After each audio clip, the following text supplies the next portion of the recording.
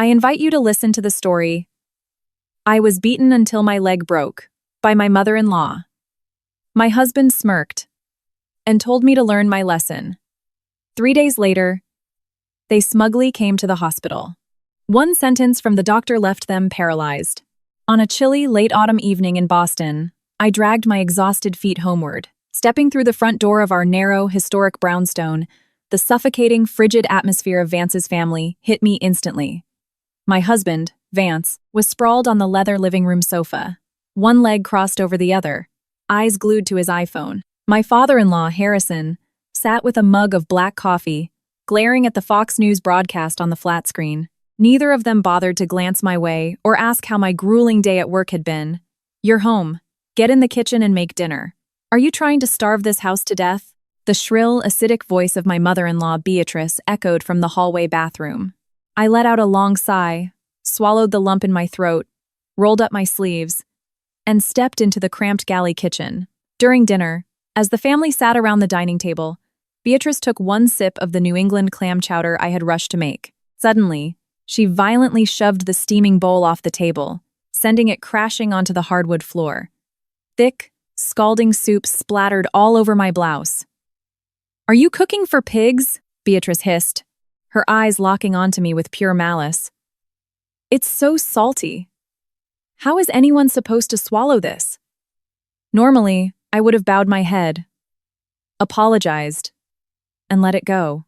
But today, my stomach was tied in painful knots from an ulcer flare-up, and the crushing weight of my corporate job had left me with no patience left to suppress my exhaustion. "Beatrice," I replied, my voice tired but trying to remain polite. "I just got home from work. I'm exhausted. My hand might have slipped with the seasoning. Please understand. Let me just add a little hot water to thin it out.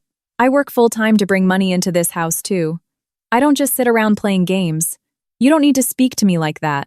That single sentence ignited a tragedy. "Oh, you dare talk back?" Beatrice slammed her hands on the table and shot up, her face turning a violent shade of red. "You think because you bring in a paycheck you can talk back to me? In this house, my word is law." She lunged toward the kitchen counter. In a blind rage, her bony hands grabbed a heavy, solid oak rolling pin nearly a foot long and thick as a baseball bat. It was meant for rolling out pastry dough, but in her hands it became a deadly weapon. Before I could even process what was happening, Beatrice swung the heavy wood down with all her might, smashing it directly into my left shin. Crack! A dry, sickening sound echoed through the room. It was an auditory nightmare that I know will haunt me until the day I die. A blinding, agonizing pain shot through my nervous system, ripping from my calf straight to my brain. My vision went entirely black. I opened my mouth to scream, but my throat clamped shut, allowing only a pathetic, guttural whimper to escape. Through a blur of tears, I looked up at Vance. My husband, the man who had stood at the altar and vowed to protect me for the rest of his life, was standing less than 6 feet away. He had watched the entire thing unfold. His hands were casually stuffed into the pockets of his tailored slacks. His handsome face didn't register a single ounce of pity. He looked down at me, his eyes as cold as if I were a stranger, dying on the sidewalk, and delivered words sharper than any blade. "Learn to shut your mouth. When my mother teaches you a lesson, you keep your eyes down and listen. That's the price for talking back." I was paralyzed with shock. My heart felt like it was being crushed in a vice, a pain far deeper than the shattered bone in my leg. I slowly turned my head toward Harrison. My father-in-law merely clicked his tongue and waved his hand dismissively. "Stop making such a racket. The neighbors will hear and we'll be the laughingstock of the block. Put the rolling pin away, Beatrice. Vance, come to the living room to eat. I bought a massive rack of BBQ ribs from that place downtown. It's still hot." They casually turned their backs on me. Harrison, Beatrice, and Vance, 3 members of one family, stepped up the split-level stairs to the living room. Minutes later, I heard the TV volume turn up, the clinking of plates, Vance casually tearing into the meat while offering some to his parents, and their hollow laughter at some late-night comedy show. Under the flickering fluorescent light of that grease-stained kitchen, I lay curled in a fetal position in a puddle of spilled chowder, blood continuing to seep through my slacks. My tibia was snapped in half. Shards of bone were piercing my muscle tissue, making every breath I took feel like a torture session. Ultimate humiliation and terror choked me.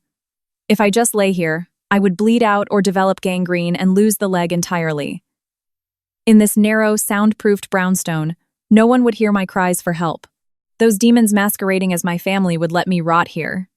Tomorrow morning, they would concoct a story about me slipping on the spilled soup to cover up their crime. No, I couldn't die such a pathetic death. I had to live.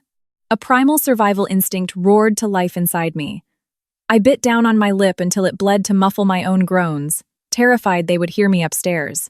Using my elbows and my uninjured right leg, I began to drag myself inch by inch across the floor. My target was the small basement-level ventilation window at the back of the kitchen. It opened directly out into a dimly lit, narrow alleyway. The distance from where I lay to that window was only about 10 feet, but in that moment it felt like the circumference of the earth. Every time I shimmied forward, the broken bones grated against each other. The pain caused me to nearly black out several times. My white silk blouse was soaked in cold sweat and grime. My hands were scraped and bleeding as I pried at the rusted window latch. Clack! The window swung open. The freezing Boston autumn wind howled in, but to me, it was the breath of life. Biting down on my teeth, I summoned every last ounce of my fading strength and hoisted my upper body through the frame. I fell heavily onto the rough asphalt of the alley. Using my arms, I dragged my shattered left leg out behind me. The night sky was pitch black. I crawled along the damp brick wall, heading toward the faint neon glow of a corner bodega at the end of the street. The store belonged to Mrs. Gable, a hardworking woman in her late 60s who ran the deli to make ends meet. She was a kind soul.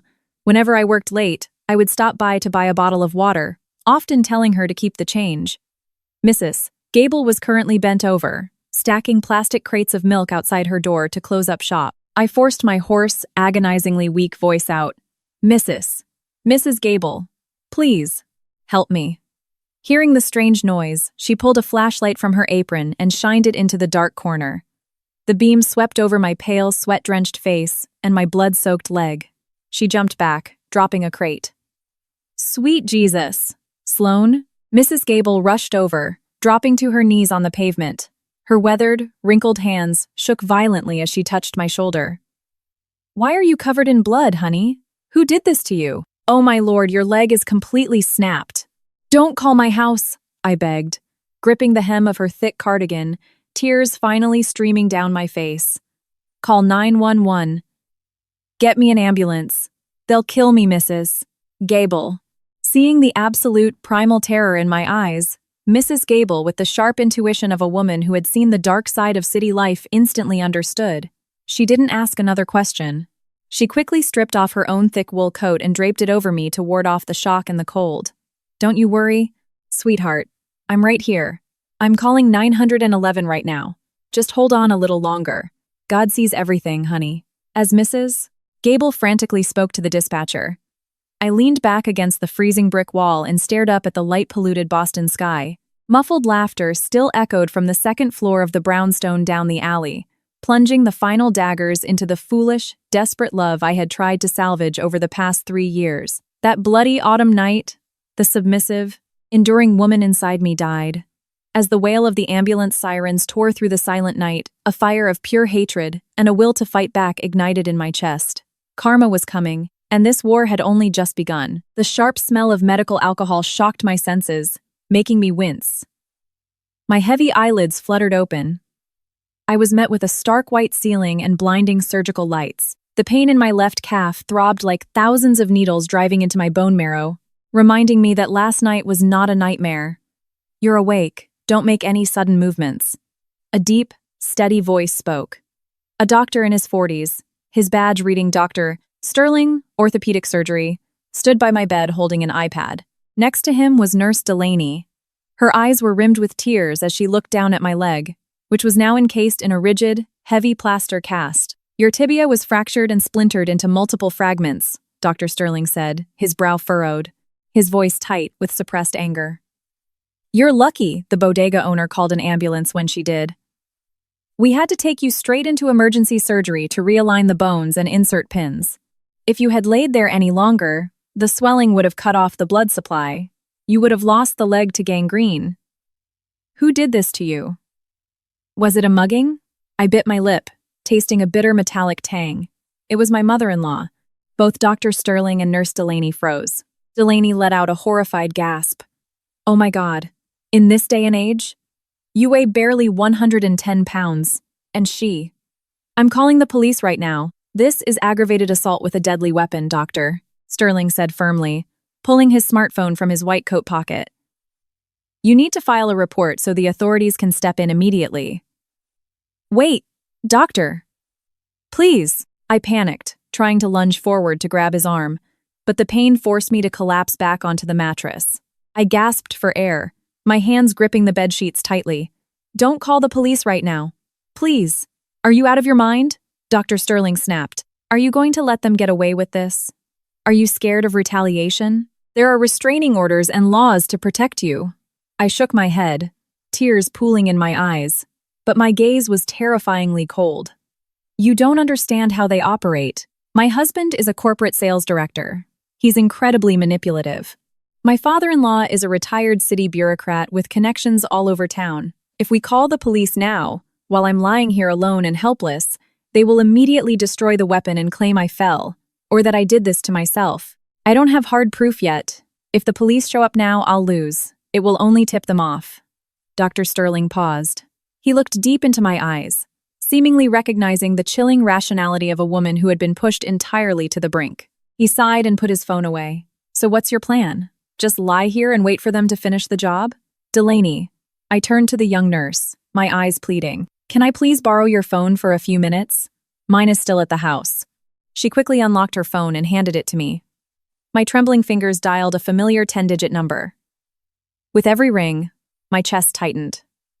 For 3 years, to maintain the facade of a perfectly educated family and to keep my parents from worrying, I had painted a picture of domestic bliss. I had never told them a single word about the abuse I endured. Hello? Who is this? My mother's voice answered through the speaker. Just hearing that simple hello shattered every ounce of my artificial strength. Mom. I broke down sobbing, wailing uncontrollably like a little girl. Mom. Please save me. The line went dead silent for a few seconds before my mother's voice spiked with sheer panic. Sloan? Is that you? Why are you crying? Where are you? Where is Vance?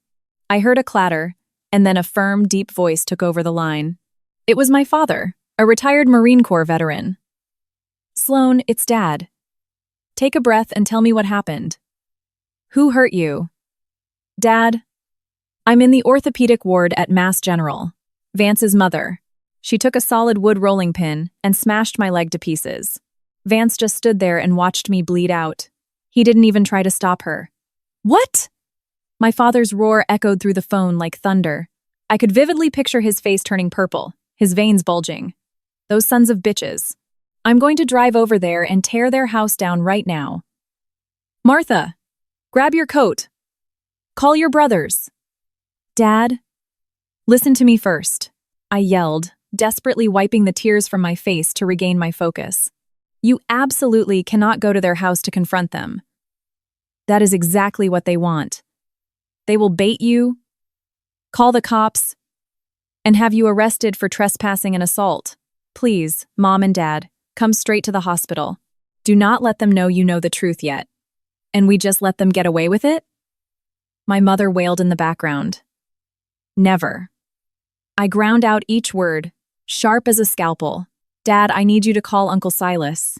You remember Silas is a criminal defense attorney, right? Tell him I need him. Second, tomorrow, take my ID and go to my bank. I need you to pull the last 3 years of my checking statements, my credit card bills, and every Venmo or Zelle transfer I made to Vance. Every single dime I spent keeping that house afloat, I am going to bleed out of them. My father fell silent for a beat. The tactical mind of an old soldier instantly grasped his daughter's strategy. I understand. Follow the money to prove you were the sole provider? Exposing his motive. What else, kiddo? One more thing, the most important one. I swallowed hard, my nose stinging as I reopened a wound I thought had healed. Have Uncle Silas take my power of attorney to the women's clinic. I need my full medical file from last November. The records from when I miscarried due to severe physical exhaustion. Beatrice forced me to carry heavy antique oak furniture up the stairs to prepare for Thanksgiving dinner, even though she knew I was high risk. The OBGYN screamed at Vance in the hallway. I know it's documented in the file. I am going to use it to rip the respectable mask right off their faces. Done. I'm on it. My father's voice dropped, thick with emotion but forged in iron. Don't be afraid anymore. We've got your back. My daughter has always been a fighter. We are on our way right now. I ended the call and handed the phone back to Delaney. Both the nurse and Dr. Sterling were looking at me in a completely different light, no longer just with pity, but with a profound sense of awe. You really are a marketing director. Dr. Sterling nodded slowly, calculated, cold, and precise. If you need the hospital to provide an official medical forensic evaluation of your injuries, I will sign off on everything. Thank you, doctor. I leaned my head back against the pillow. The cast still throbbed mercilessly. But in my mind, the gears of a massive revenge machine were locking into place. You love playing the part of the cultured, moral, superior family, don't you? Fine. This time, I'm going to personally burn your theater to the ground and drag your demonic faces into the blinding light. The final drop had spilled from the glass. On the morning of the third day since the nightmare, my leg had been surgically repaired and pinned. Vicious waves of pain still assaulted me whenever the morphine wore off, but my mind was sharper and colder than ever. I sat propped up against the pillows, staring at the hospital ceiling, calculating my next moves. Knowing Harrison's obsession with his social status, Beatrice's brazen shamelessness, and especially Vance's manipulative cunning, I knew they wouldn't just stay quiet. They needed to orchestrate a narrative of a loving, concerned family to blind the public and create an alibi, just in case my hospitalization leaked. Anticipating this, I pressed the call button for Nurse Delaney. When she entered, I grabbed her hand. Delaney, can you immediately process a transfer for me? Move me to an empty room in the isolated wing, maybe near the fire exit at the end of the hall. I am absolutely certain they are going to slither in here today. Delaney blinked, a flash of worry crossing her face, but she nodded firmly. With Dr. Sterling's authorization, less than 15 minutes later, I was safely relocated to a secluded room, entirely cut off from the main ward.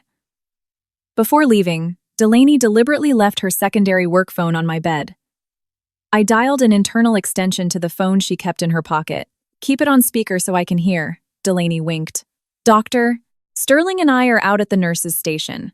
They won't get past us. Right on cue, half an hour later, through the speakerphone, I heard the heavy, chaotic footsteps and the obnoxiously loud voices I knew all too well. Excuse me, miss. Which room is my daughter-in-law, Sloane, staying in? Beatrice's voice rang out, shrill but dripping with fake, exaggerated maternal distress. The poor, clumsy girl. I don't know how she was cleaning the kitchen and slipped so hard. My husband and my son have been sick with worry, running around paying her medical bills for 3 days. We finally got a chance to come see her. I heard the rustling of cellophane. I could perfectly picture the scene. Vance wearing a crisp, tailored Brooks Brothers shirt, carrying a ridiculously expensive edible arrangements or gourmet fruit basket, wearing a mask of anxious grief. Harrison would have his hands clasped behind his back, playing the role of the dignified, stoic patriarch. Delaney's voice cut through the air, flat and entirely devoid of emotion. You're looking for Sloane? The patient has been moved from her original room. Moved? To where? Beatrice's tone immediately sharpened, her fake sweetness slipping. Check your computer again. Or is she using this as an excuse to hide from her chores? Honestly, the second you take your eyes off her, she vanishes and sends the whole house into a panic. Vance quickly cleared his throat, interrupting with that deep, polite corporate voice he used on clients. Mom, calm down. I'm sure my wife was just taken for some x-rays. Please excuse my mother, nurse. She's just so worried about her daughter-in-law, she's speaking a bit loudly. Could you please check the system? We brought a gift basket, and we've been dying to see her. Are you the patient's husband? Delaney asked sharply. Yes, I'm Vance. Her husband. Then I am formally informing you and your family, Delaney announced, her voice booming loud enough for the entire waiting room to hear. Patient Sloane has invoked her HIPAA rights to absolute privacy. She has requested a strict do not announce status and has explicitly barred any family members from visiting. The hallway went dead silent for a full second. And then, the bomb known as Beatrice detonated. What? Barred us? She barred me? Beatrice slammed her hands on the reception counter, screeching. I am her mother-in-law!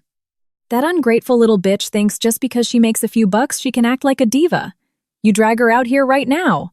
Did she run off with some guy and is faking an injury to hide in this hospital? Beatrice continued to scream. Our family is cursed to have brought in such trash.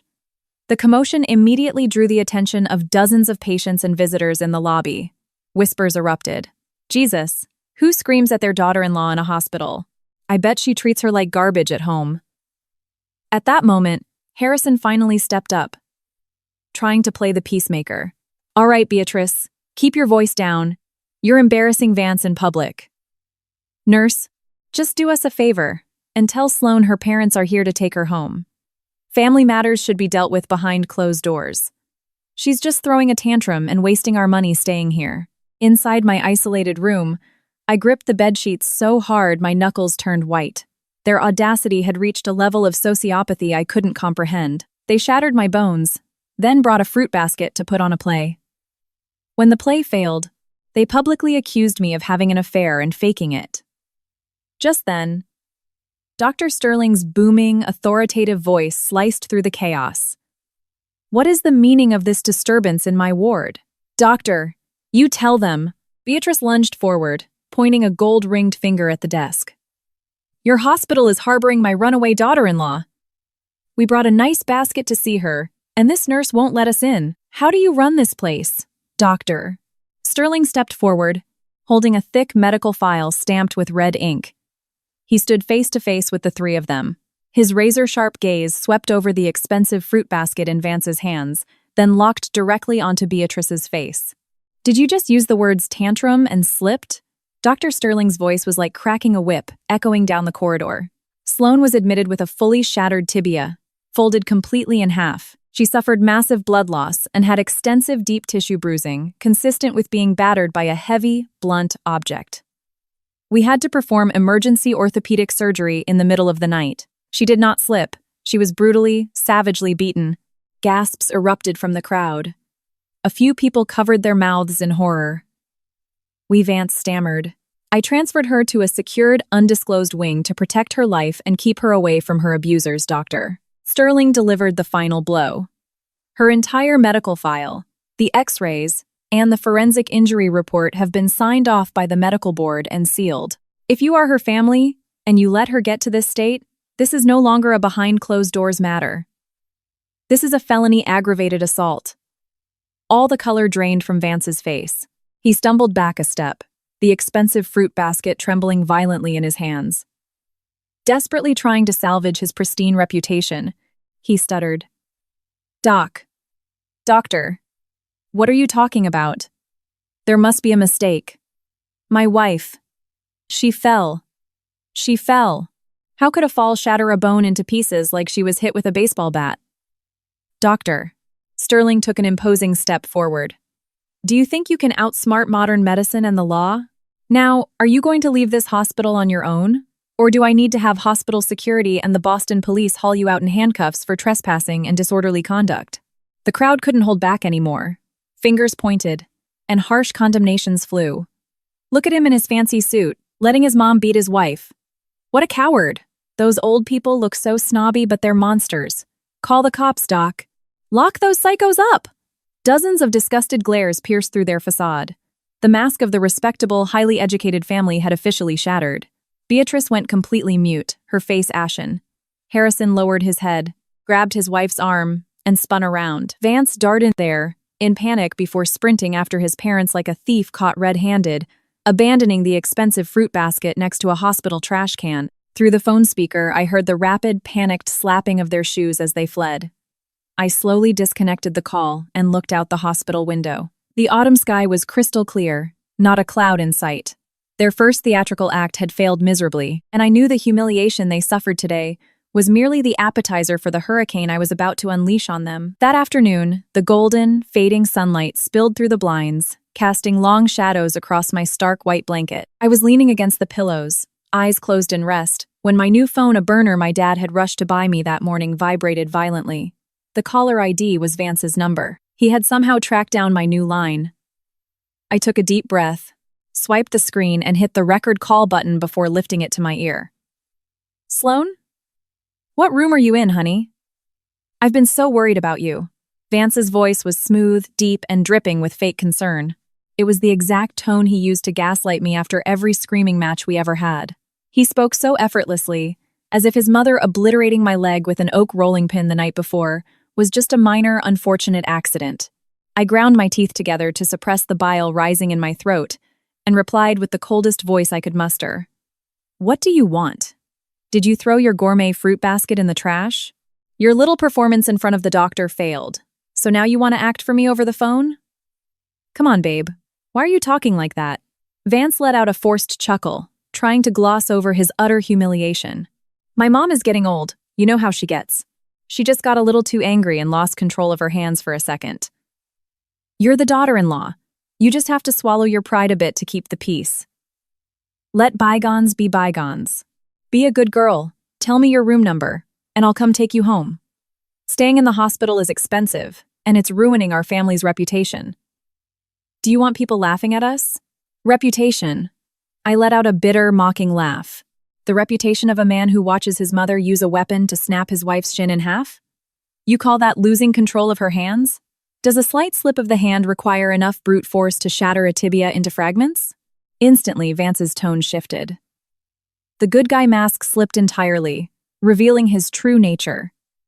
He hissed through the receiver, his voice hoarse with venom. Don't push me, Sloan. You think you can hide in that hospital forever? I'm telling you right now. You better shut your damn mouth and drag yourself back to this house. Do not make me crazy. If you do, it won't just be your leg next time. Go ahead. Make a scene. Let's see who believes a psycho bitch like you. Beep, beep, beep. I smiled faintly and pulled the phone away from my ear. Moving quickly, I saved the audio file to an encrypted cloud folder and immediately forwarded a copy to Uncle Silas's email. Evidence of terroristic threats. Secured.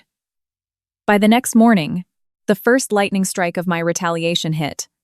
At 9:00 a.m., an anonymous blind item appeared on the internal corporate message board and the LinkedIn network of the massive logistics firm where Vance worked. The post had a blazing red headline. The true face of a two-faced sales director. Family brutally beats wife.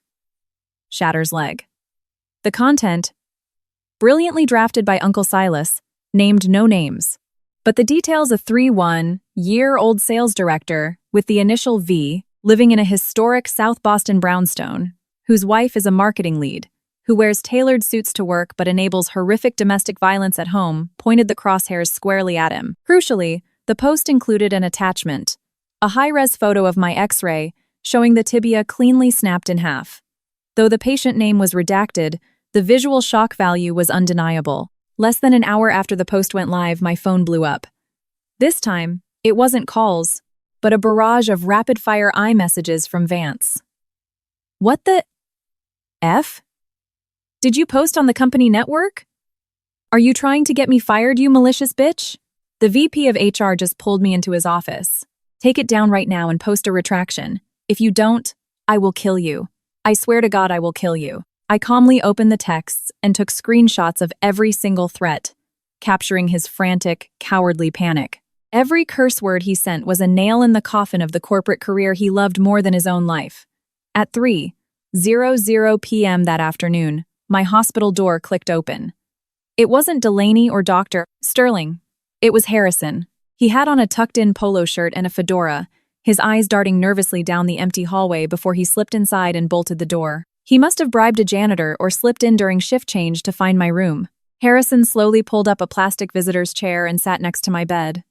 His aged face contorted into a mask of deep, benevolent sorrow. "Sloan, you've taken this way too far," he began, adopting the condescending tone he used when chairing neighborhood HOA meetings. "Even happily married couples fight. Your mother-in-law is getting old. Her health is bad. She gets cranky. She accidentally hurt you, but it was just her trying to discipline you for the good of the house. Family matters should be resolved behind closed doors. Why did you have someone post this on the internet?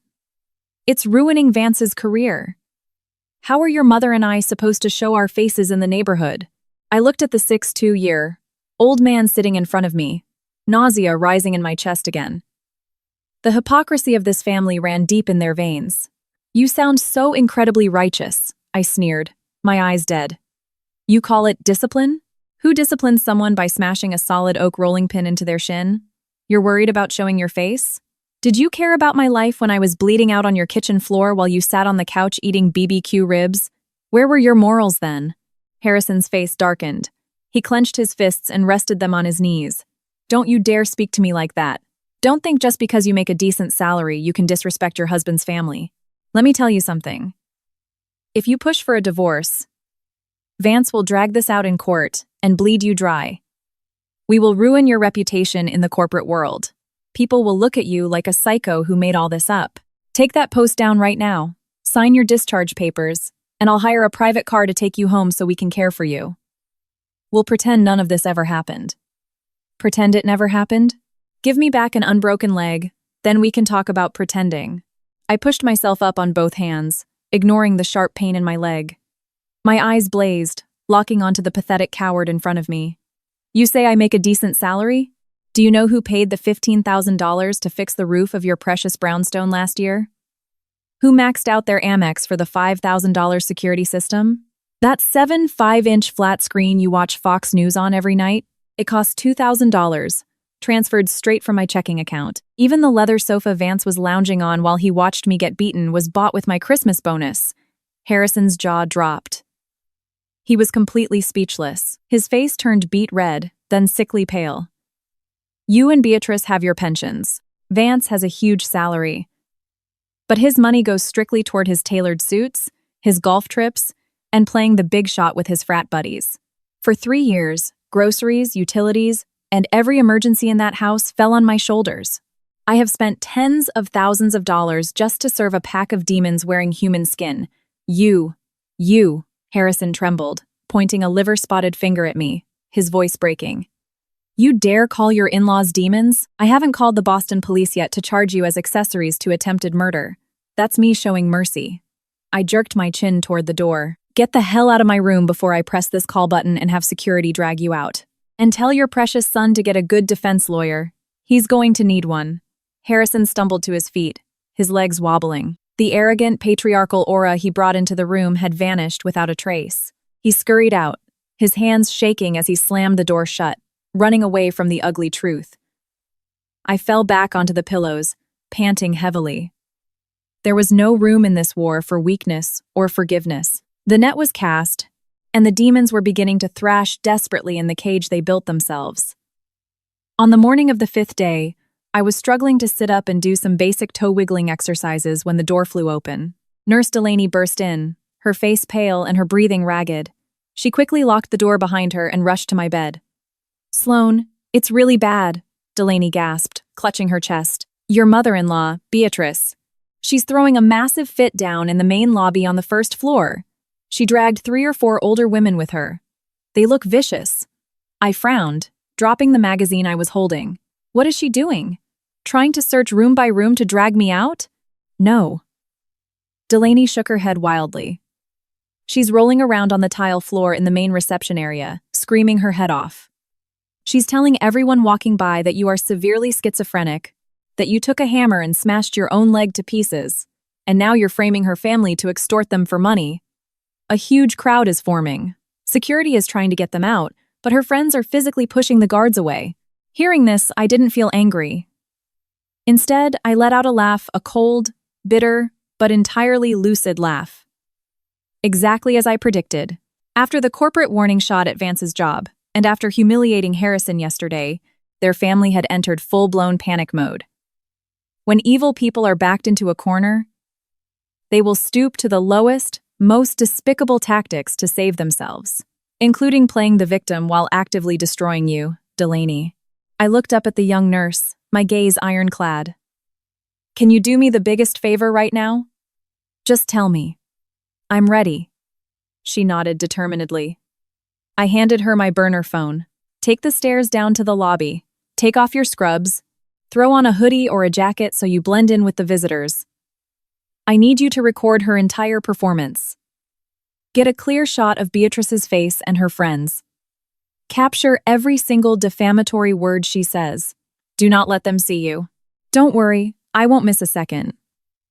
Delaney grabbed her North Face jacket off the hook, pulled the hood over her hair, and slipped out the door. I sat alone, closing my eyes, visualizing the absolute circus unfolding downstairs. About 15 minutes later, my spare phone buzzed. It was a message from Delaney on WhatsApp. Watch this. I'm live streaming it to you. I quickly opened the video feed. In the brightly lit hospital lobby, Beatrice was slamming her hands violently against the reception desk, leaning over the counter, and screaming in the terrified receptionist's face. Her gray hair was a frantic mess, and she was pointing her finger at everyone walking by, weaponizing her fake tears as she shrieked. Oh, Lord have mercy. Doctors, administrators, look at this injustice. My poor family. My wonderful, upstanding son married this absolute psycho. We didn't know she was crazy. She's off her meds. The other night she had a schizophrenic episode, took a steel hammer, and crushed her own leg. And now she crawled out into the street claiming I abused her.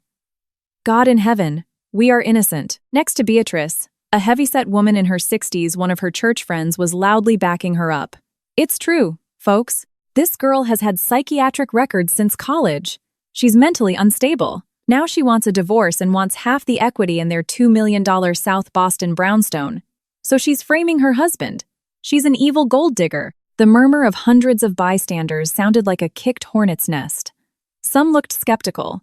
Others shook their heads in disgust at the noise. 2 hospital security guards were trying to intervene, telling them this was a healing environment, and they needed to leave or face arrest for disturbing the peace. Disturbing the peace? Beatrice lunged up, pointing her finger right in the guard's face. You're shielding a lunatic. She's hiding upstairs. Call the Boston police right now. Have them arrest that fraud. She makes $200,000 a year, but she wants to steal the life savings of a poor old woman. Right at the climax of her slanderous performance, a booming, authoritative voice cut through the noise. Everyone step back. Clear the area. What is going on here? 3 Boston Police Department officers in full uniform pushed through the crowd. The sudden appearance of law enforcement immediately silenced the chaotic lobby. The church friends who had been screaming a second ago suddenly shrank back, trying to distance themselves. The commanding officer stepped up, looking directly at Beatrice, who was still squatting on the floor. Ma'am, stand up. ID, please. Are you aware that screaming and causing a panic in a medical facility is a criminal offense? Beatrice scrambled to her feet, quickly brushing off her pants. Her demeanor instantly flipped 180 degrees from aggressive banshee to a helpless, weeping old lady. Officers, please. I'm the mother-in-law of a patient here named Sloan. My daughter-in-law is deeply mentally ill. She smashed her own leg and is blaming me. I was just so heartbroken and desperate for justice, I came to clear my name. The officer frowned, his voice stern. You're claiming your daughter-in-law shattered her own leg? Do you have proof? Well, the injury is right there. She hit herself. Who else would do it? Beatrice argued, though her eyes started darting around nervously. Patient Sloan was admitted with a pulverized tibia caused by massive blunt force trauma from a heavy object. Another officer pulled a notepad from his vest. According to the preliminary forensic report from the hospital's medical board, it is physically impossible for a 110-pound woman to generate the necessary velocity and angle to shatter her own shin bone to that catastrophic degree. A second party had to be involved. The officer continued, We have also received an anonymous tip regarding the domestic assault. Unless you have hard evidence she did this to herself, your actions today constitute disorderly conduct and filing a false police report. Hearing the words, false police report and arrest, all the color drained from Beatrice's face. She looked as white as a sheet of paper. Her lips trembled, unable to form a single word. Seeing the situation go south, her church friends quietly grabbed their purses and slipped out the sliding glass doors, abandoning Beatrice in the middle of the lobby. Ma'am, place your hands behind your back. You're coming to the precinct, the officer commanded, gesturing toward the cruiser parked outside. Absolute panic seized Beatrice. Her legs gave out. She grabbed her face, sobbing in genuine terror this time, as the officers handcuffed her and led her out through a gauntlet of disgusted glares and mocking whispers from the crowd. Her theatrical stunt had become a pathetic joke, and she had literally handed herself over to the police. Delaney cut the camera and sprinted back to my room, her face flushed with adrenaline. She handed me back the phone. That was incredible. The video is 4K, audio is crystal clear. The cops literally dragged her out. I smiled, reviewing the 5-minute video. The perfect evidence. I immediately forwarded the file to Uncle Silas with a short text. Drop the hammer, Uncle Silas. At exactly 3:00 p.m. that afternoon, social media exploded. The video of Beatrice faking a breakdown and accusing her daughter-in-law of being schizophrenic was posted to several massive Boston community Facebook groups and Reddit threads. The court of public opinion is a ruthless, destructive force. Thousands of furious comments rained down, blasting the mother-in-law's sociopathic behavior. Internet sleuths quickly identified her and Vance. At 4:00 p.m., my phone rang. It was Vance. This time, there was no arrogance. No mobster-like threats. Through the speaker, his voice was violently shaking, panicked, and utterly broken. Sloan, please, tell Silas to take the video down. The CEO just called me into the boardroom. They said the company's PR is in a tailspin because of me.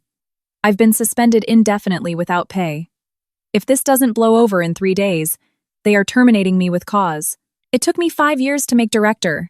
I'm begging you. I held the phone away from my face, listening to him sob and beg. My heart felt absolutely nothing. Just cold, dead silence. Terminated? I spoke, my voice slow and sharp as a scalpel. What a tragedy for your precious director's chair and your massive bonus. But Vance, the price for aiding and abetting aggravated assault isn't just losing your job. The real game is just starting. I hung up and tossed the phone onto the bed. Outside the window, dark storm clouds were gathering over the Boston skyline. The real hurricane, the one that would wash away every trace of this demonic family's fake prestige, had finally made landfall. On the morning of the 6th day, the Boston sky turned a depressing slate gray, signaling a bitter nor'easter rolling in. Inside my isolated room, I was quietly watching the red maple leaves strip from the trees outside when my screen lit up. An SMS from an unknown number. But the first line told me exactly who it was. HR officially fired me. The termination notice went out to the whole department this morning. Are you happy now, you toxic bitch? You think because you work in marketing you can manipulate the media? You destroyed my reputation and took my livelihood. I have nothing left to lose. My mom got fined by the cops and is humiliated. My dad won't even walk outside. You pushed us off a cliff, so I'm taking you to hell with me. I rented a U-Haul. I have a 20-pound propane tank in the back. I'm driving straight to your parents' house in Brookline right now. Let's see whose bloodline ends today. You want a murder-suicide? You got it. Reading the last line, the blood in my veins turned to ice. A suffocating terror gripped my lungs. He was insane. Vance had completely snapped. When a narcissistic, ego-driven man is stripped of his perfect facade and his 6-figure job, he devolves into a cornered wild animal. His moral boundaries were gone. The safety of my parents was my absolute red line. He crossed it, which meant I had no time to hesitate. My hands shaking violently, I dialed my dad's number. It rang 4 times before he picked up. Hey kiddo, how's the leg? Still throbbing? My dad's voice was loud, competing with the morning news playing in the background. Dad! Grab Mom and get out of the house right now! I screamed into the receiver, tears of panic spilling over. Vance just texted me. He's bringing a propane tank to the house. He's going to blow it up. The line went dead quiet for 2 seconds. The TV was muted. Then, my father's voice roared back, laced with the lethal calm of a combat veteran. Let him try. I survived Fallujah. I'm not running from a corporate yuppie in a rented truck. I'll blow his head off if he steps on my porch. I worked my whole life for this house. I'm not hiding. Dad, I am begging you, listen to me. I sobbed, biting my lip to force myself to stay rational. He has nothing to lose. He is out of his mind. Did you forget why I lost my baby last year? They are monsters. Vance doesn't care about the law anymore. If you stay and fight him, you are handing him exactly what he wants. My mother's frantic voice cut in, trembling with terror. Arthur, listen to her. Don't engage with a lunatic. Our lives are worth more than drywall. Get your coat, right now. Hearing his wife and daughter cry, my father's stubborn pride yielded to logic. He let out a heavy sigh. All right. I'm calling an Uber. Your mother and I will head out to your Uncle Silas's place in Newton to lay low. You're alone in that hospital, Sloan. You watch your back, you hear me? Go. Now. Lock the deadbolts. Call the Brookline PD and ask them to send a cruiser past the street. Call me the second you get to Silas's. The next 15 minutes felt like a century. When my dad finally texted to say they were safely in the Uber on the highway, my heart finally slowed down. My parents were safe, but I knew this deadly game of hide-and-seek wasn't over. If Vance showed up to an empty house with a bomb, his rage would boomerang right back to his only remaining target. Me. I took a deep breath, wiped my tears, and called my lawyer. Uncle Silas. Vance just threatened to blow up my parents' house with a propane tank. I evacuated them. The old defense attorney's voice was gravely serious. Did you screenshot the text? That is the textbook definition of making terroristic threats and attempted murder. Firing him pushed him over the edge. But Sloan, if he doesn't find your parents, he's coming to Mass General, I know. I ground out the words, cold as ice. And I will set a trap for him. He wants to use his life to threaten mine? Fine. I will give him a stage. But this time, I'm making sure the entire world sees him for the psychopath he is. I can't hide in this room forever. What are you planning? It's too dangerous, Silas warned. Uncle Silas, contact 3 of the top crime and metro reporters from the Boston Globe and Herald that you know. Tomorrow morning, I want a brief press conference in the hospital's 3rd-floor meeting room. I am going public with everything. That afternoon, when Dr. Sterling and Nurse Delaney came in to check my pins, I was organizing my paperwork. Sloan, what are you doing? Delaney asked, surprised. I looked up at them, shedding the last remnants of a victim's fragility. Tomorrow, I need you two to help me secure the small conference room on the 3rd floor. I'm not hiding in this corner anymore. Dr. Sterling frowned, his face hardening. Are you crazy? Your husband has lost his mind out there. What if he sneaks into the hospital? We don't have an armed SWAT team here to protect you. That is exactly what I'm counting on. I smiled a bitter, resolute smirk. You can't catch a rat while it's hiding in the sewers. You have to bait it into an empty room and shine a spotlight on it. I suffered for 3 years and almost died just to keep the peace. Now I know, if you want peace, you have to personally tie the noose around the necks of the monsters hunting you. At exactly 8:00 a.m. on the 7th day, the heavy oak doors of the 3rd-floor conference room clicked shut. The room was dead silent, except for the hum of the HVAC unit. I sat in a wheelchair, my left leg immobilized in a massive white cast, resting on the elevated footrest. Nurse Delaney stood right behind me, her hands gripping the wheelchair handles, her eyes fiercely supportive. Dr. Sterling sat by the door, arms crossed, ready to intervene if I needed medical help. Across the long mahogany table sat 3 journalists from Boston's top news outlets. They had their digital recorders, DSLR cameras, and expressions of intense curiosity. Uncle Silas, wearing a sharp gray suit, stood next to me. He carefully placed a USB drive and a thick stack of medical files on the table. You ready for this, kiddo? Silas whispered. I took a deep breath. A strange, invisible power filled my lungs. The fear had completely died the moment Vance threatened my parents. I've never been more clear-headed, Uncle Silas, I replied, looking directly into the red recording light of the cameras. A female reporter cleared her throat to start. Sloan, can you officially confirm if the viral rumors from the past 2 days, the altercation in the lobby, the anonymous corporate leak, are about you? I nodded slightly. My voice rang out clear and steady. I am Sloan. I am 29 years old. I am the woman whose tibia was shattered in that post. And I am the woman whose mother-in-law threw a tantrum downstairs claiming I was schizophrenic and smashed my own leg. That was me. All 3 reporters leaned forward. Cameras clicked rapidly. I pushed the medical file toward them. Here are the x-rays and the forensic medical report signed by the board at Mass General. That night, simply because the clam chowder I made was a little too salty, my mother-in-law, Beatrice, took a solid oak rolling pin and swung it into my shin with all her strength. My husband, Vance, stood 6 feet away with his hands in his pockets. He watched me collapse in a pool of blood and told me I deserved it. "Jesus Christ," the female reporter gasped, her eyes wide with horror. "Why didn't you call 911 immediately?" "Because I knew I was living with sociopaths who could manipulate reality flawlessly." I smiled bitterly, my cadence sharp.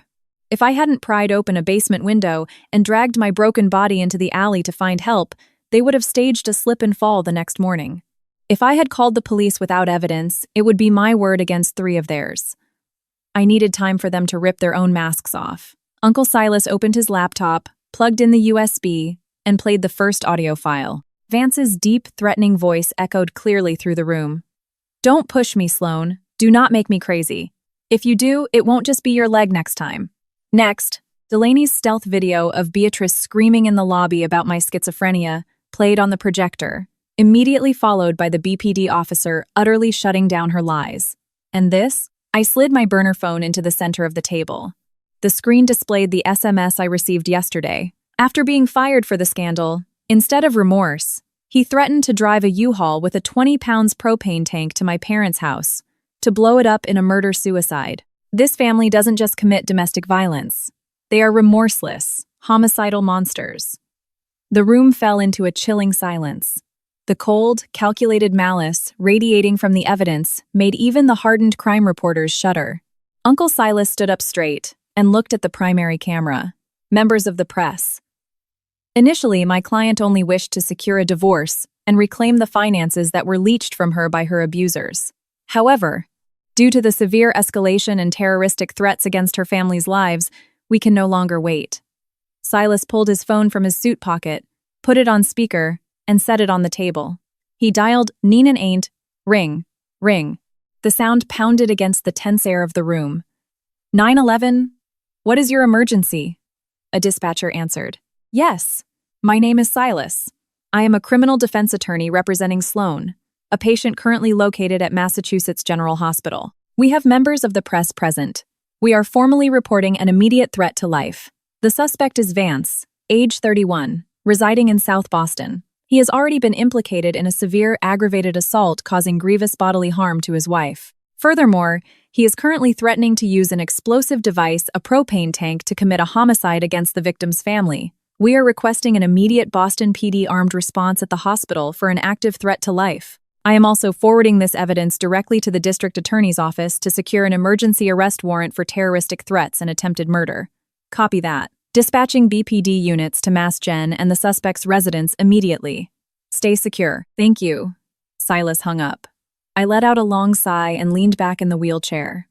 The first tear of the day rolled down my cheek, not from pain, but because the dark, suffocating cage I had lived in for 3 years had finally been smashed open by the hammer of the law.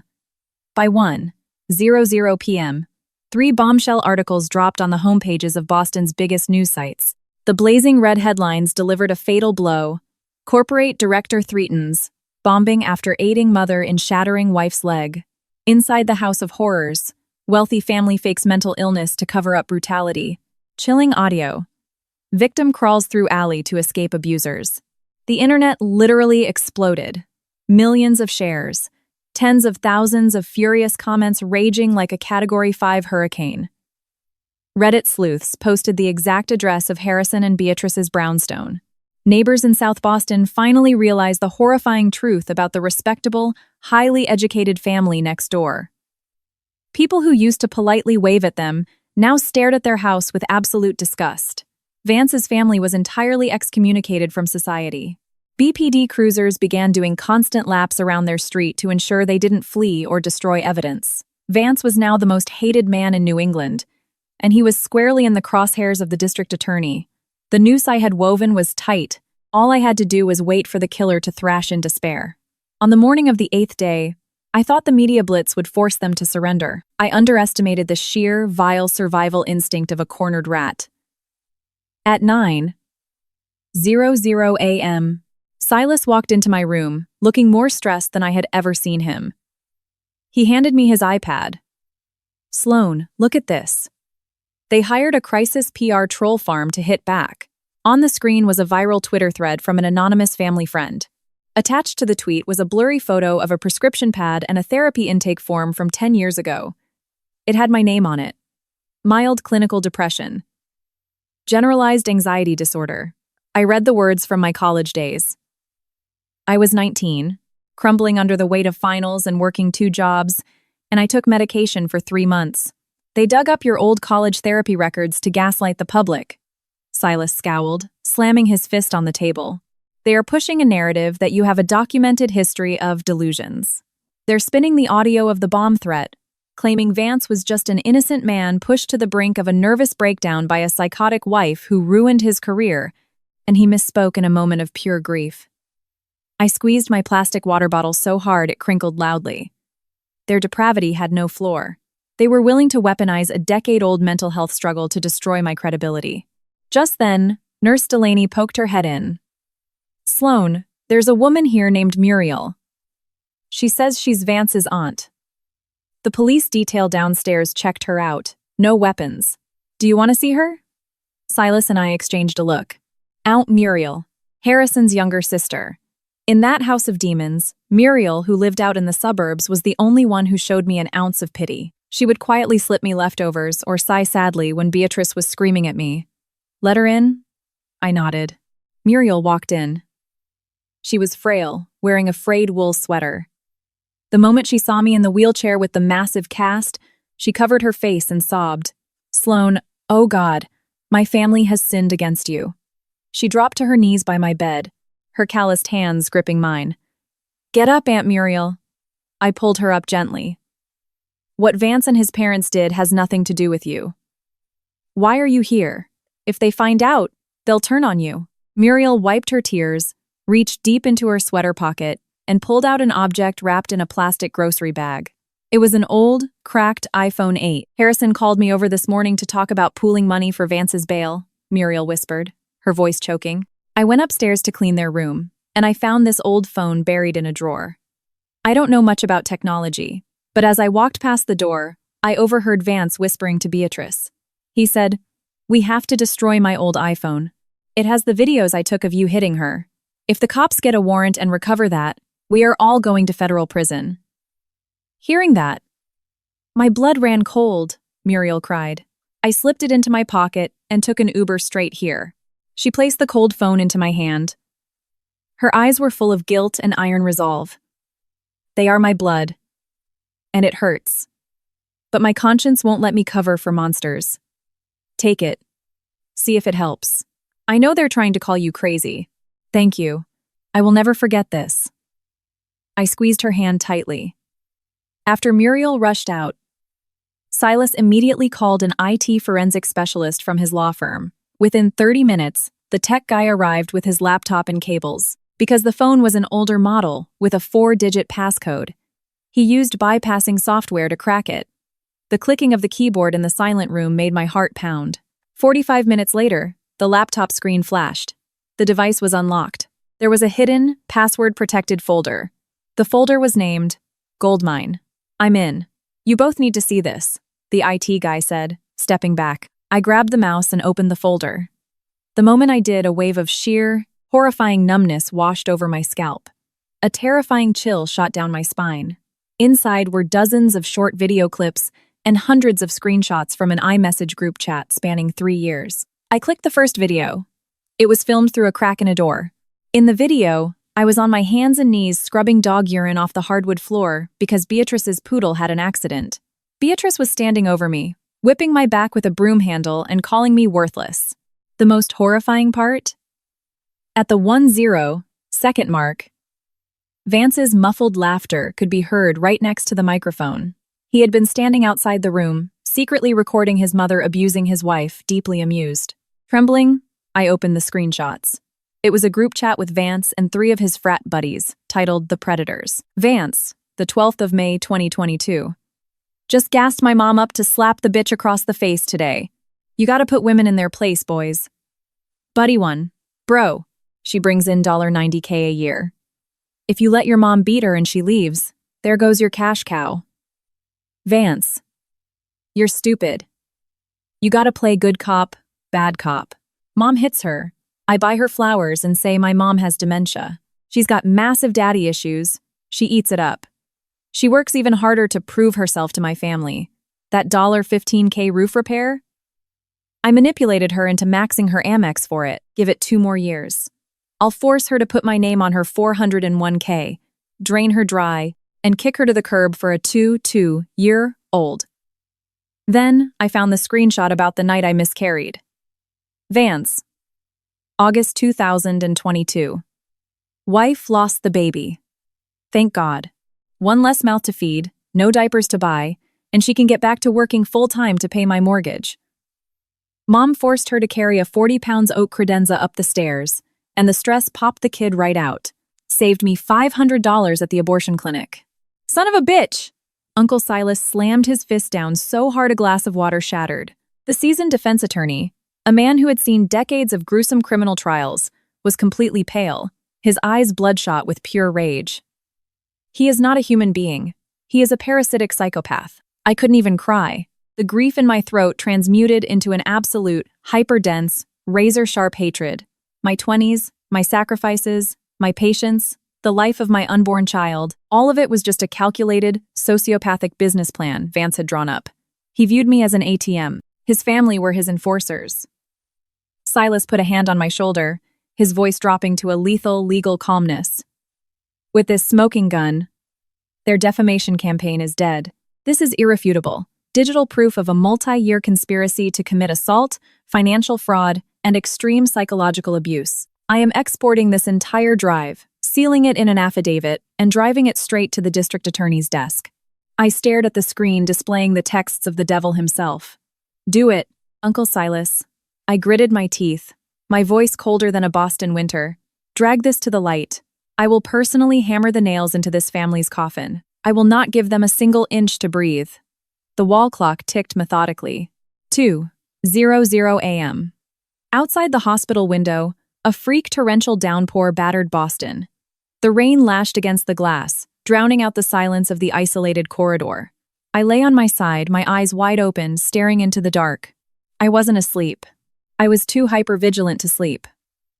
After Silas delivered the digital payload to the DA that morning, I knew Vance's countdown had reached 0. Plainclothes BPD detectives were stationed by the elevators on the first floor, but my intuition, the primal instinct of a woman hunted to the edge, screamed that a wild animal facing the slaughterhouse would use its final breath to rip its hunter's throat out. My right hand gripped a small canister of police-grade pepper spray hidden under my pillow, a self-defense tool Nurse Delaney had secretly ordered via Amazon Prime for me. My left hand was wrapped tightly around the red cord of the emergency medical alert button. Click. The metallic sound of the door handle turning sliced through the sound of the rain. My heart stopped, then began hammering against my ribs. The heavy door creaked open. A massive shadow slipped through the gap before easing the door shut. I heard the soft snick of the deadbolt locking from the inside. The shadow stood motionless by the door for 5 seconds. Heavy, ragged breathing echoed in the dark. The sterile hospital air was instantly contaminated by the sharp, acidic stench of cheap whiskey and wet, dirty clothes. I shifted slightly, pretending I had just woken up. I projected my voice into the dark, completely devoid of fear. Did you bribe the janitor for a master key? Or did you steal some scrubs to sneak up here, Vance? The shadow flinched, stepping back. He reached up and flicked the wall switch. Flick. The blinding fluorescent light snapped on, illuminating the face of my killer. This wasn't the arrogant, tailored corporate executive anymore. Vance looked like a deranged vagrant. His clothes were soaked and filthy, his hair matted to his forehead. His eyes were bloodshot, completely feral with intoxication and psychotic rage. In his right hand, he gripped a 6-inch steel hunting knife. The blade gleamed under the lights. "You're awake," Vance hissed through his teeth, a maniacal smirk twisting his face. "Or were you waiting for me? I was waiting to see if you had a single shred of humanity left, or if you had fully morphed into a demon." I stared straight at the tip of the blade, flexing every muscle in my body to stop the trembling. "Humanity!" Vance let out a guttural, deranged laugh. He stumbled forward. "You took everything from me. Hours ago, SWAT raided my house. My parents are sitting in an interrogation room. My bank accounts, the Audi I just bought frozen by the court. I'm fired. My boys blocked my number. The whole city is spitting on my name. You leaked the phone, all because of your big, stupid mouth. Because of me? I sneered, my voice cracking like a whip.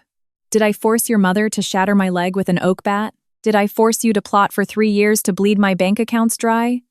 Did I force you to treat the death of my unborn baby like a budget cut?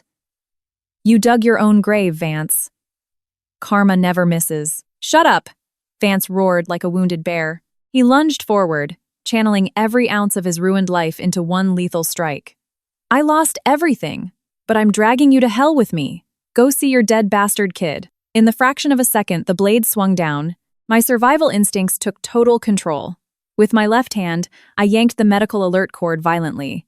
A deafening, piercing alarm instantly began shrieking through the hallway. Simultaneously, my right hand whipped out from under the pillow. I aimed the canister directly at his contorted face and crushed the trigger. Pssh! A thick stream of concentrated orange pepper spray blasted directly into Vance's widened eyes. Ah! Vance let out a horrifying, inhuman shriek. He dropped his left hand to claw at his burning, blinded eyes, staggering backward. But his right hand, driven by blind muscle memory, slashed downward in a frantic arc. The blade ripped through my mattress, slicing my shoulder by a mere millimeter. I bit down on my tongue, ignoring the burning sting of the scratch and the agonizing throb from my broken leg.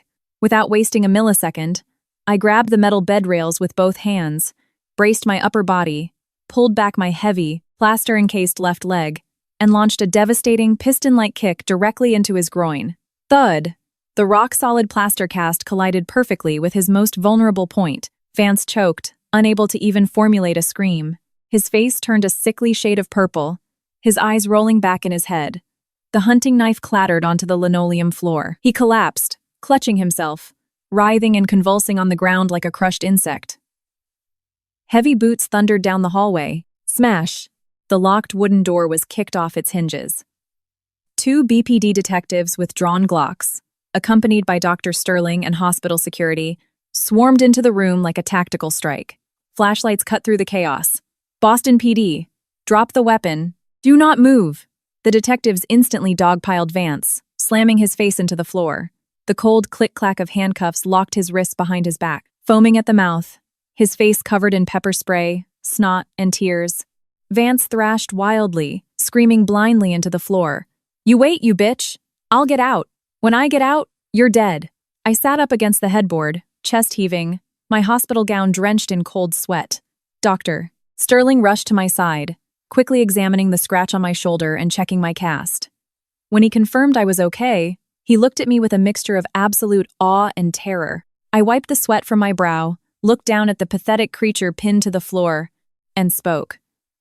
My voice was as calm and flat as a lake after a hurricane. Every syllable drove a stake into his soul. You're confused, Vance. Prison isn't the end. It's just the beginning of you paying your debt.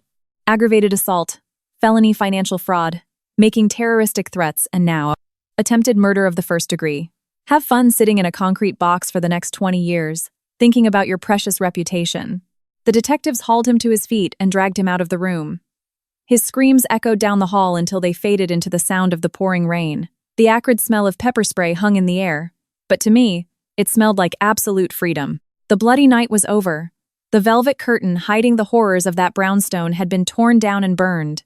18 months after that stormy night, the second brutal Boston winter had finally thawed, making way for the warm, brilliant sunlight of early summer.